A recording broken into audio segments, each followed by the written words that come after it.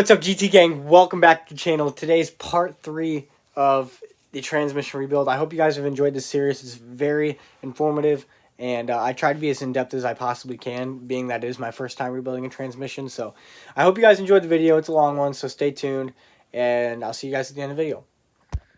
Okay, so just to elaborate where I'm at right now. So this is the center planetary gear system.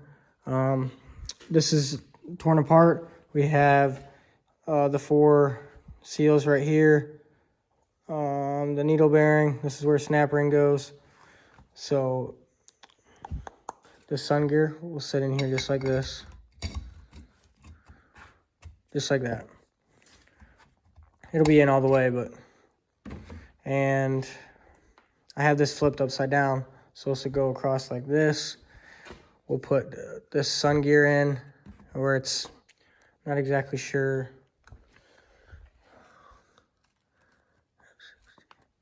It is the F2 Sprag and sun gear shaft. Okay, so it is the sun gear assembly. So we'll go ahead and throw this on, and then this is actually your F3 right here. So I'm going to take off the retaining clip and replace the clutches just as I would on the other ones. And I actually have a brand new steel for this one as well, so I will swap those out.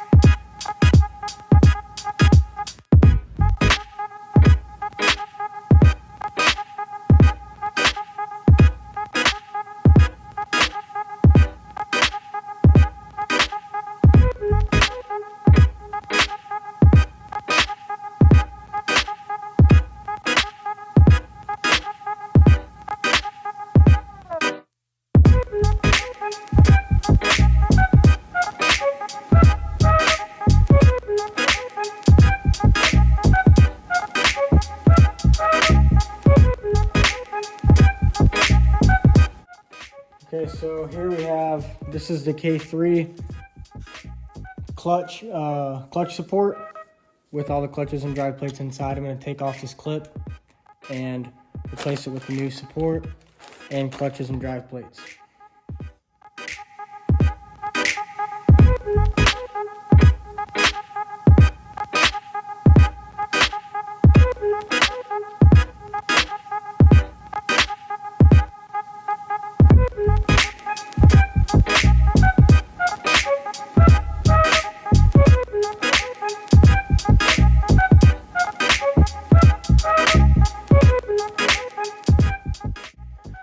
Okay, everybody, so my phone actually died in the middle of recording, doing the planetary gear, the sun gear, and yeah, it's pretty straightforward. This is the K3, and the clutches go together like normal on, it's just a smaller hub. So now we're going to throw this together. It's pretty straightforward. I just wanted to add that I did notice with the Southern Hot Rod kit is they cram as many clutches in there as possible, and it's actually pretty badass. Now that that's out of the way, let's throw this bad boy on.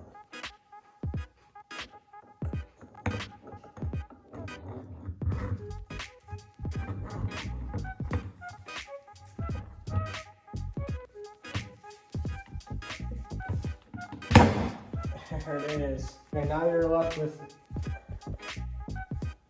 four pieces: thrust washer, 2 spacers, and your snap ring. Boom, baby. There it is.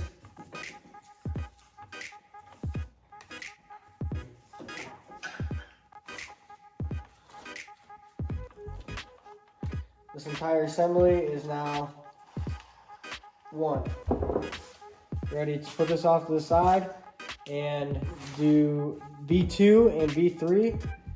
And after that, we're ready to throw the transmission back together. We left off with B2, which is down in here, and B3, which are these. So just gonna be a quick swap and throw everything back together, throw you guys on a time lapse.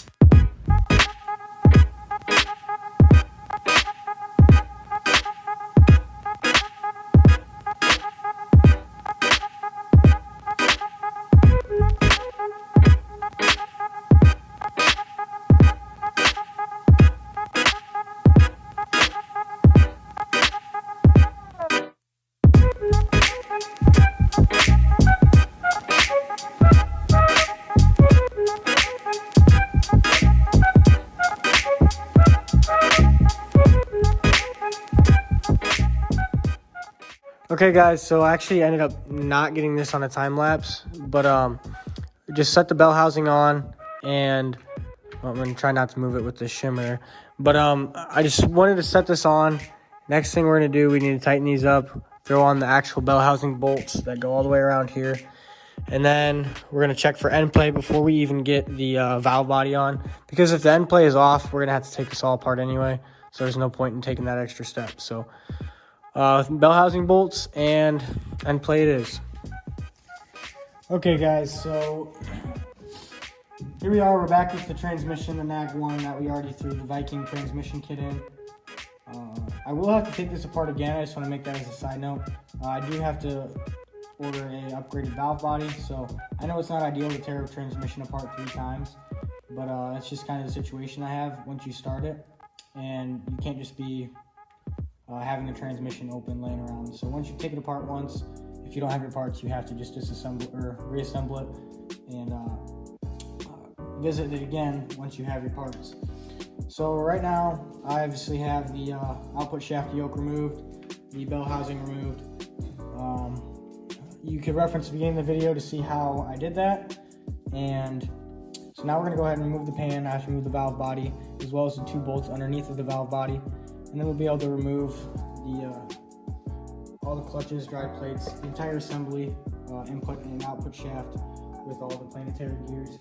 So we'll go ahead and get started on the time lapse. And once I get to the point where I'm about to remove everything, I'll go ahead and walk you through what I'm doing.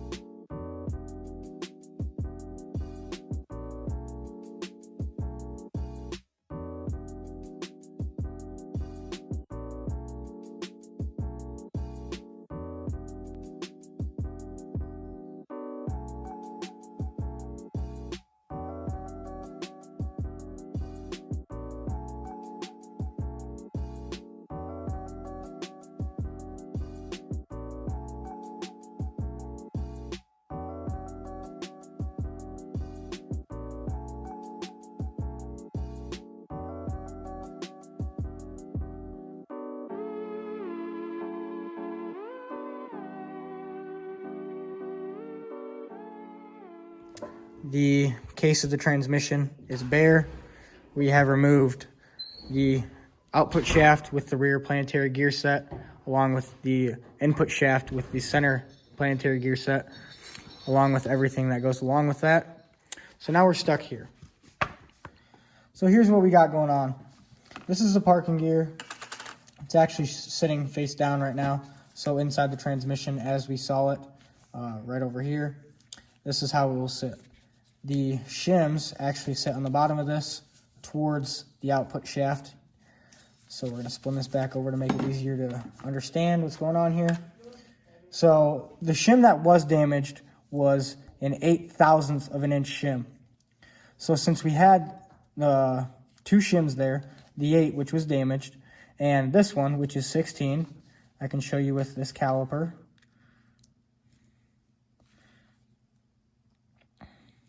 Just under 16.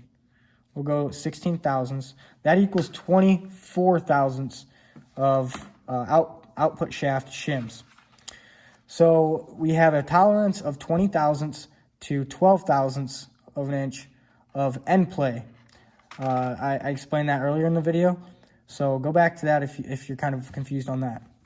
So since the new shim kit did not come with any 8s, we have two 12s, which would equal the 24 thousandths of an inch to give us that 12 thousandths of an inch end play. I don't like to ride along the line of not being in tolerance. That's what the 20 thousandths would be, which is what we were at before we tore the transmission apart again. So I'm going to go ahead and lube these up with some transmission fluid, set them on here, set the parking gear back on, and then once we have everything back together, we'll measure the end play again with a dial indicator, and I will actually go over that again. That would be, once you have all of these bolts ran in, we're going to torque them down. It says to torque them down to 14.7 foot-pounds, which is 20 Newton meters, but we're American around here, and we're going to go to 15. So we're going to go ahead and throw these bad boys on and go to the next step. Using a T45. These go to 141 inch-pounds. Use your 1/4 inch torque wrench, tighten those down. Now we are able to throw on the valve body and torque those down. Even though I plan on replacing my valve body, the transmission still needs to be sealed from the elements. All right, so the valve body is installed. As you can see, this linkage is all hooked together. It's all good. 71 inch-pounds for the 10 valve body retaining bolts. So I'm going to go around and torque all of these. I'll just give you a quick. There we go. And we're going to go in a crisscross pattern all the way across. Okay, so this electrical plug for the transmission is actually full of transmission fluid.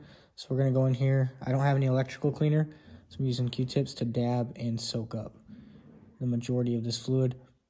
If fluid gets behind here, it can be catastrophic from the research that I have done. I have the electrical plug right here. There is an O-ring, as you can see, that goes around the top. I'm going to grease this up with a little bit of assembly goo. Put it on, and then we should be good for installation. So this plug actually does only go on one way, so you really can't mess it up. I think it goes in like this. You'll feel it kind of pop in. There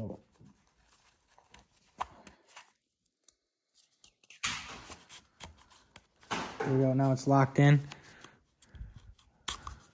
So when it's pushed all the way down in this position, the transmission upside down. So when this is turned to the clockwise position all the way, it's loose. So we'll push it down, or in this case it'd be up.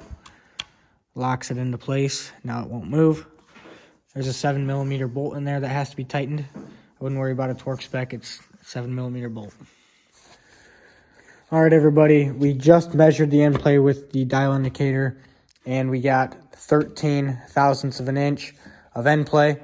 So if you were to pull this input shaft in and out, that movement is 13 thousandths of an inch on this transmission.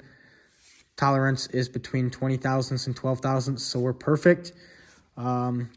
Like I said earlier, I do plan on swapping out a Dings valve body, which is capable up to 1,000 horsepower. I apologize.